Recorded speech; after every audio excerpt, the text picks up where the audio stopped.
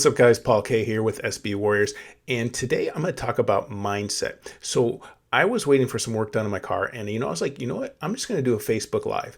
And it's one of those nerve wracking things. But in this live, I ended up sharing one of the most challenging, pivotal moments of my young adulthood life in college, where I ended up almost getting kicked out.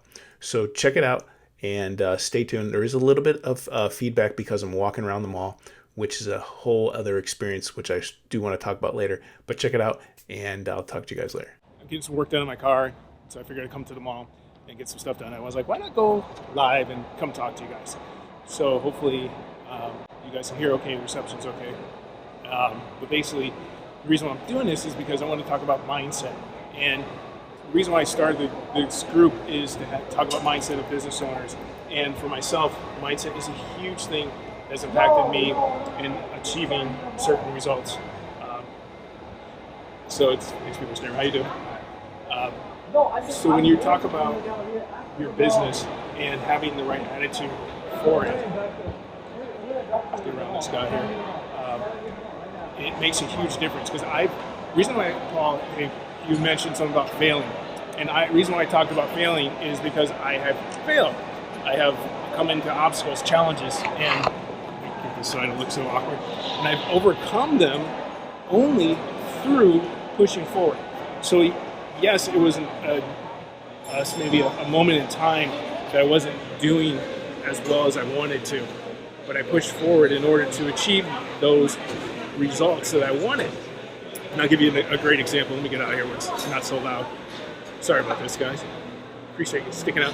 Hopefully you can hear me okay.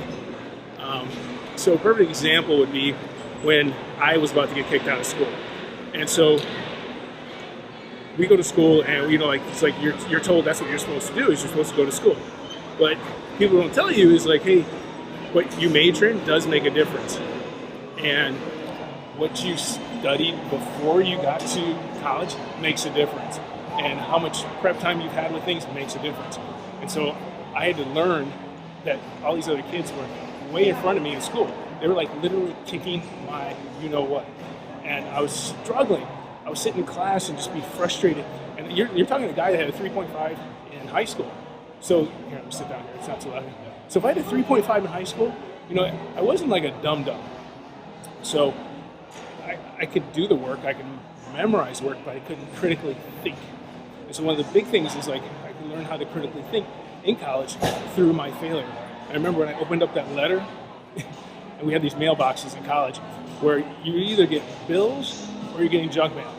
And I got a letter from the university, I opened it up, and it was like, hey, you're now in academic probation.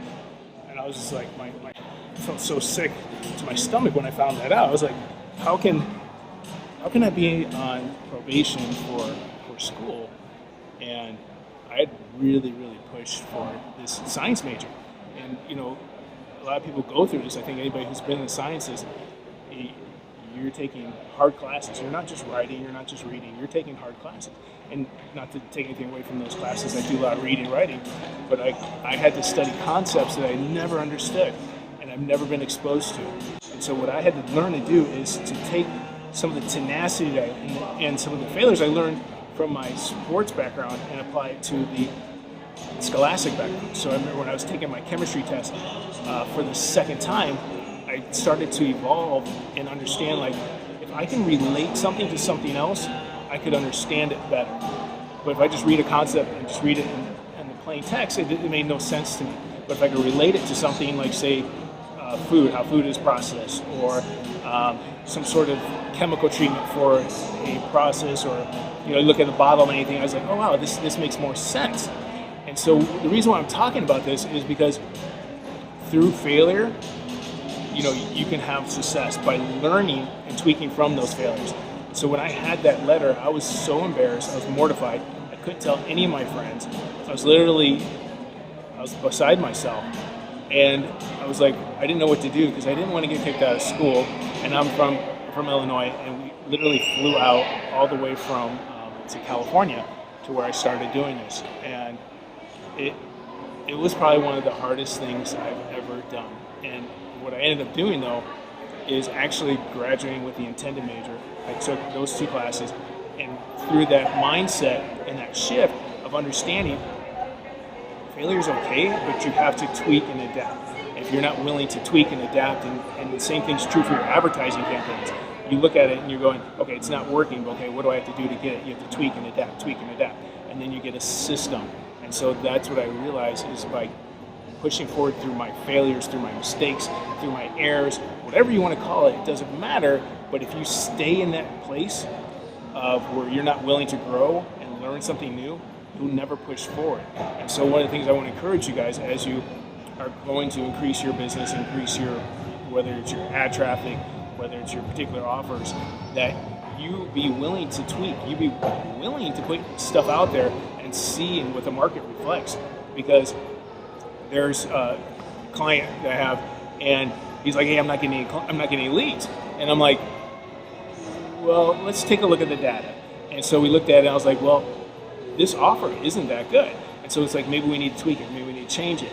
And so it's not just a stagnant thing, because if you create a video, and the video itself may be the problem, it may be your landing page, it may be your customer service. There's so many times I've actually listened to calls of clients, and they're like, hey, we're not getting the business. And I listen to the calls.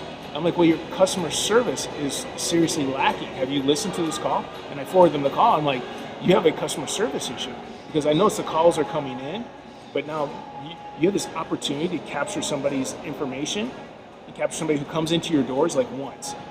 If I go to a place and there's this, I love turkey burgers. So I went to this turkey burger place, and it was okay. The customer service was lacking, and I was just like, well, why am I even coming back here if people aren't willing to put the effort into making my experience special? And I'll give you an example. I walk up and I look at the menu, and there's so many things. It's like I'm lost in the menu, and I'm trying to figure out how to order.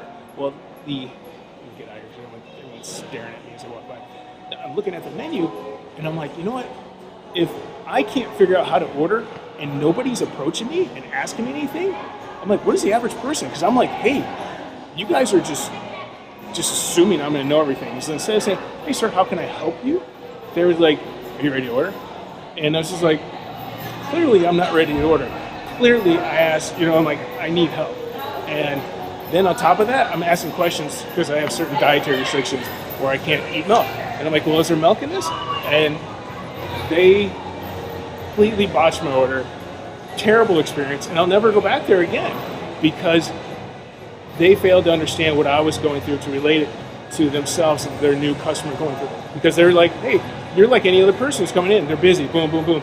But if you take the time and invest all this money in your advertising, but you're not spending any time and investing in the customer relation experience, because people will buy on emotion. If you make me feel good as a customer, I'll come back. That's why I go to my mechanic, because he makes me feel good. I don't worry about him screwing me over. If he charges me an extra $50, I don't care. And I'm telling him this, because I trust him. I know that $50 will be better spent with him than with anybody else because I trust what he's going to do. Anyway, hope you guys understand where I'm coming from. There's a lot of people here I'm probably going to walk into. Hopefully you can hear me. Thanks for checking it out.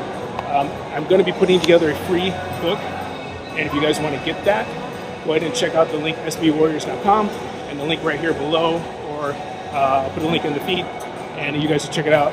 Get it on the list. The book's almost done. It's getting close, but I want you guys to have it. It's because it's put together what I feel like some of the big key elements. Small business owners are making mistakes, and I don't want